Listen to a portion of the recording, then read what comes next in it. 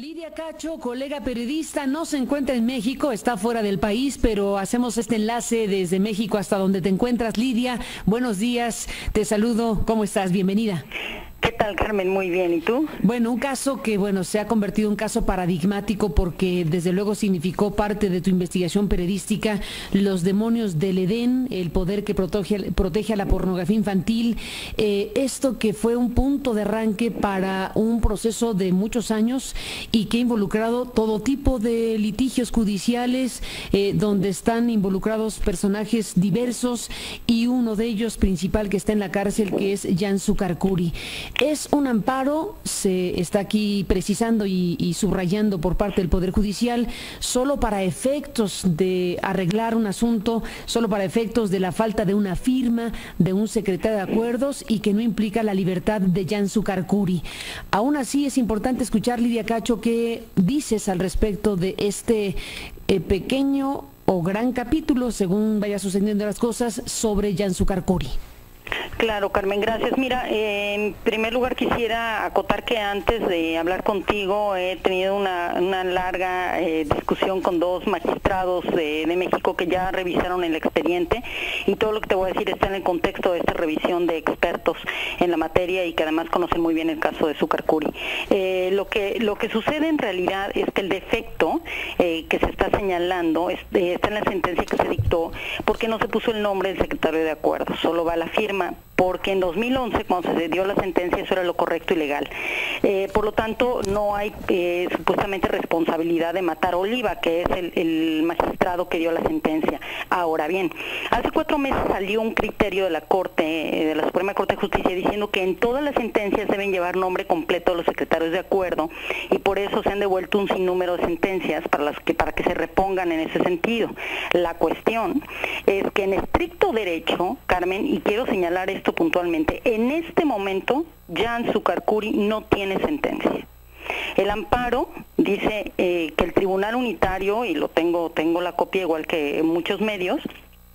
donde estaba antes Matar Oliva, que ahora ya no es magistrado ahí, y eso también es muy importante, tiene 15 días hábiles para reponer el defecto. Sabemos que hay una magistrada en su lugar, yo todavía no he podido corroborar su nombre, nadie la conoce todavía hasta donde sé, pero estamos esperando que nos confirmen el nombre. El problema aquí es que al tener tanto tiempo y el hecho es que se quedó invalidada la sentencia, la magistrada que está en su lugar, si quiere, puede meterle mano a esa sentencia, puede estar de acuerdo con el criterio de Matar y decir, ok, se quedan los 112 años, con 70, que es la pena máxima en México, aunque los 112 sea el criterio general, o la puede dejar igual, o puede modificarla incluso, como están pidiendo los abogados de Sucarcuri, para disminuirla por la edad de Sucarcuri, y en el peor de los casos, pero muy posible, dadas las circunstancias y las amistades políticas de altos mandos de Sucarcuri, es que en algún caso se le puede declarar inocente y liberarlo. Esto está corroborado con expertos en la materia, Carmen, y me parece que es muy importante después de que hemos visto los casos como el de Raúl Salinas y estos en donde hay pequeños detalles procedimentales, incluso que parecen menores y que logran liberar a presos de esta y de otra naturaleza. Matar Oliva ya no tiene no tiene ni idea de cómo va a resolver la magistrada, no la conoce siquiera. Matar Oliva, como dices, es quien le sentenció a 112 años y luego que en 70. Exactamente. Él ya no está elaborando, es decir, lo que dice este comunicado de prensa que se publicó en México, es que tienen que volver el magistrado, pero lo que no aclara es que el magistrado que fue el que dio la sentencia ya no está en ese trabajo. Es una nueva magistrada que podría pedir una revisión del caso y que necesitaríamos que esa magistrada se pronuncie inmediatamente, por un lado. Y por otro lado, sí, me parece que es fundamental que la Suprema Corte de Justicia nos diga qué es lo que sucede, porque cuando se emite esta sentencia no existía este criterio que ahora determina que es obligación del tribunal que notifique a cada víctima la sentencia sentencia del amparo de Zúcar Curi, con la finalidad también de que las víctimas expresen sus agravios. Es decir, lo que ahora está pidiendo el tribunal colegiado es que las niñas, las jovencitas ahora, regresen y entonces digan que tienen agravios en contra de esta sentencia, y por supuesto que no quieren volverse a acercar al caso Zúcar nunca en su vida, además sabiendo que los cómplices de Zúcar siguen vivitos y coleando, ¿no? Lidia, dices que eso podría ocurrir, no que está ocurriendo, que podría ocurrir si es que la magistrada decide revisar el caso, aunque déjame detener un segundo. Yo lo que leo aquí en el comunicado del Poder Judicial de la Federación es que se le concede a Zúcar Curi, bueno, ni siquiera dice su nombre, pero entendemos que, bueno, sabemos que se trata del caso de Zúcar Curi, concede este amparo a esta persona condenada a 70 años de prisión por pornografía infantil y corrupción de menores, para el único efecto de que el Tribunal Unitario subsane la falta de la firma del secretario de acuerdo en esta resolución, lo que no implica su libertad. Entonces, exacto, aquí dice que lo hace, que lo ampara solo para que se subsane el único elemento que aquí se menciona, que es la falta de la firma del secretario. Efectivamente, Carmen, lo que no dice este pequeño comunicado, y sí lo dice la sentencia completa, que es la que yo ya leí, es claramente específica que a lo largo de esos 15 días la sentencia ya no es procedente, es decir, hasta que llegue otra vez este documento firmado por la nueva magistrada y que la magistrada diga que lo que Matar Oliva, la sentencia de Matar Oliva, ella la ratifica tal cual y la firme ella y la firme su secretario con nombre, apellido, etcétera, etcétera, como los nuevos criterios determinan, entonces se sostiene la sentencia. Mientras tanto se queda en el limbo esa sentencia y los abogados de Zúcar Curi es donde ahorita podrían estar operando. No estoy diciendo que vaya a suceder, Carmen, pero con la experiencia que tenemos en México no podemos desestimar que Zúcar Curi decidió no hablar durante todo este tiempo, a pesar de las exigencias de que diera más pruebas y evidencias sobre sus cómplices, y eso, bueno, pues es un adeudo que tienen sus cómplices con él, ¿no? Y no podemos tampoco desestimar que ellos siguen en el poder en México y en altos mandos del poder. Una alerta pertinente, digámoslo así, no es que esté en este momento ocurriendo algo, pero si hay un descuido, si hay un limbo, como dices, judicial, de 15 días en lo que se subsana la falta de la firma del secretario de acuerdos, tú dices, cuidado, no vaya siendo que en esos 15 días alguien en ese limbo judicial pueda revisar la propia sentencia. Absolutamente, porque eso es absolutamente probable. Los dos magistrados a quienes yo pregunté exactamente esa pregunta concreta, ¿podría alguien en ese momento revisar, o la propia nueva magistrada decir, bueno, no es para tanto, hay que bajarle la sentencia, ya tiene más de 70 años, ya cumplió una parte, tal? Todo eso es posible en este limbo de 15 días. Y por eso es tan importante ponerlo sobre la mesa y decir cómo un criterio de la Suprema Corte puede poner este y otros casos que tal vez no conocemos, justamente en este limbo judicial, que pueden permitir la entrada de la mano negra de la política, y que muy bien conocemos en este tipo de casos, particularmente en este. Pues particularmente, Lidia Cacho, no creo que sobre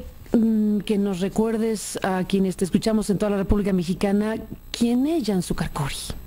Bueno, Jan Zúcar Curi es un hombre que a lo largo de muchos años en Cancún, Quintana Roo, tuvo un hotel, unas villas Solimar, donde llevó a cabo actos de criminales de pornografía infantil, explotación sexual comercial de niñas y niños y adolescentes. Por lo menos se le contabilizaron 200 víctimas, se adquirió evidencia en videos, evidencia judicial que fue aprobada por los jueces tanto en Estados Unidos como en México, en los que él aparece junto con su mujer violando a niñas de 4, 5, 7 y 13 años, grabando esa pornografía infantil y compartiéndola vía internet y por otras vías con algunos clientes y amigos suyos. En las fiestas que llevaba a cabo en las villas Solimar, Zúcar Curi compartía a estas niñas y niños con algunos políticos y empresarios reconocidos. Se trajo niñas de los Estados Unidos. Hay un audio muy conocido que tú pasaste en tu noticiero en su momento en 2005, en el que Zúcar está haciendo una negociación con el empresario Kamel Nassib Borge, con el cual acuerda que le va a traer una niña virgen desde los Estados Unidos a cambio de $3,000 por lo menos para el papeleo. Es decir, en ese contexto se le juzga por estos delitos tan graves. Es la sentencia más simbólica no solo en México sino en Latinoamérica para un caso de esta naturaleza, y en este momento esa sentencia queda en el limbo judicial por la falta de una firma, con una cosa más extraña, que es un criterio judicial que se está haciendo ex post facto, es decir, después de que ya se hizo la sentencia, piden que se retome el caso y que se revise y que lo vuelvan a firmar, además, en este caso delicado, una magistrada nueva, diferente a quien ya sentenció y que conoció el caso plenamente. Pues vaya circunstancia, Lidia Cacho. Me envía Daniel Izárraga también, que sabe de estos temas, un mensaje, nuestro colega periodista, para hablar de que las pruebas presentadas no son invalidadas. No hay aquí en este momento el tema de lo que significaría el valor de las pruebas judiciales. Las pruebas en su contra, las evidencias de pederastia no se invalidan con este amparo. No, este amparo queda clarísimo. Está clarísimo que se trata de la falta de una firma. Pero aquí el tema, como tú dices, es que algo que parece tan menor y que se va a subsanar y que solo se le ampara para ese único efecto,